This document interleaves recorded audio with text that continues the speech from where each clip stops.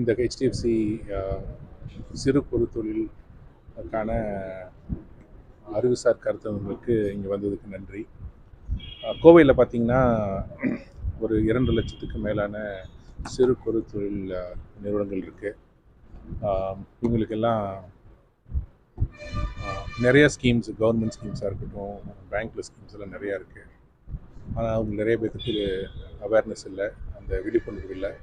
இந்த விழிப்புணர்வுக்கு ஏற்றதுக்கு வேண்டி எங்கள் பேங்க் வாடிக்கையாளர் மட்டும் இல்லை, எல்லா வங்கி வாடிக்கையாளர்களும் கூப்பிட்டு இது மாதிரி கருத்தரங்கு நடத்திட்டு இருக்கோம். இது எங்கள் 2வது கருத்தரங்கு. பேங்க்கில் என்னென்ன ஸ்கீம்ஸ் இருக்குது, அதே நேரத்தில் கவர்மெண்ட் என்ன மானியம் கொடுக்குது அப்படிங்கிறது தெளிவாக சொல்லி, எங்கள் வங்கியில் பார்த்திங்கன்னா, எங்கள் வங்கியில் மட்டும் இல்லை, எல்லா வங்கியிலையும் 5 லட்சத்துலேருந்து 5 கோடி ரூபா மட்டும் கொலாட்ரல் ஃப்ரீ லோனும்பாங்க, கவர்மெண்ட் கேரண்டியில் அந்த லோன் இருக்குது. அதே நேரத்தில் வட்டி மானியத்தோடு இருக்குது, முதல் மானியத்தோடு இருக்குது. ஸோ இந்த மாதிரி ஸ்கீம்ஸ் எல்லாம் சிறு குறு தொழில்கள், கோயம்புத்தூர் தொழிலதிபர்களுக்கு எடுத்துகிட்டு போகணுங்கிறது தான் எங்களோட நோக்கம். ஸோ வாங்க, be with us for this thing. Thank you for caring. தொழில்துறையினர் எந்த அளவுக்கு பயனடைகிறாங்கன்னா, இப்போ பார்த்திங்கன்னா நிறைய பேருக்கு தொழில் பண்ணுறாங்க, ஒரு 20 லட்சம் 30 லட்சம் டர்ன் ஓவர்லாம் ஈஸியாக பண்ணுறாங்க.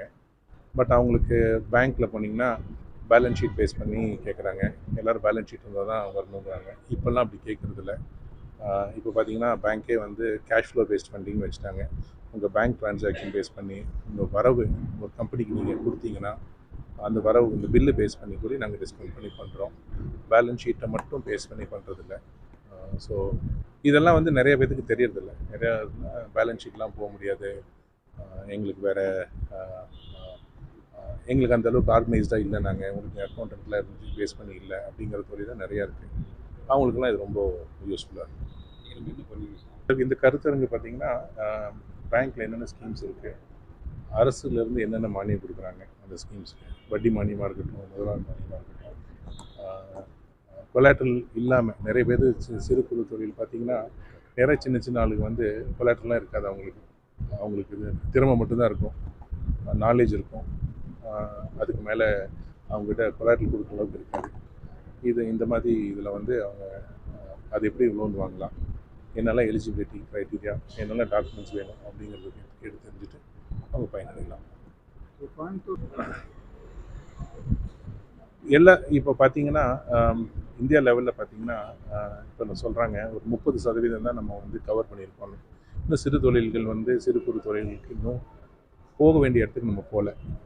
இன்னும் நிறையா தொழில்கள் வந்து இன்னும் கடன் வாங்க முன் வர்றதில்லை. ஏன் கடன் வாங்க முன் வர்றதில்லைன்னா, இந்த சின்ன சின்ன இந்த சீட்டு போட்டு இந்த வேறு ப்ரைவேட்டாக ஃபைனான்ஸ் வாங்கிட்டு நிறைய பேர் இருக்காங்க.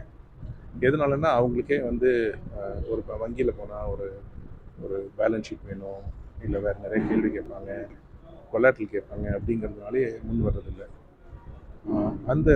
அந்த சினாரியோ இப்போ மாறிடுச்சு. இப்போது அரசு நிறைய கேரண்டி கொடுக்குது இது மாதிரி சிறு தொழிலுக்கு.